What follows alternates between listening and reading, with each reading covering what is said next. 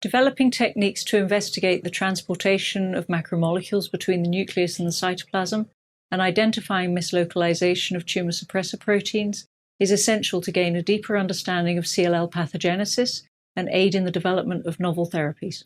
This protocol provides a fast and efficient method for generating nuclear and cytoplasmic fractions from primary CLL cells. These fractions can be used in downstream experiments including enzyme activity assays, proteomic analysis, and Western blotting.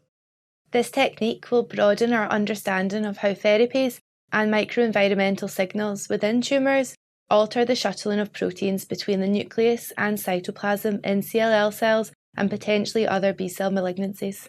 This method can be used to determine the location of proteins and/or track protein movement as applicable.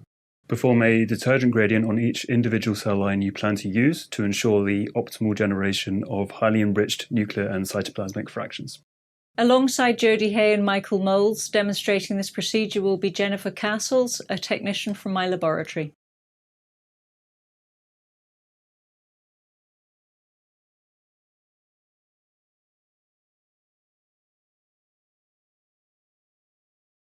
Obtain peripheral blood samples from previously consented chronic lymphocytic leukemia patients in EDTA blood collection tubes accompanied by the white cell count.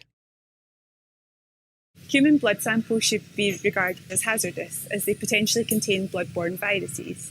Please ensure that these samples are handled in a Class 2 biosafety cabinet and that the user is wearing a lab coat and gloves at all times. Dispose of blood-contaminated materials in disinfectants.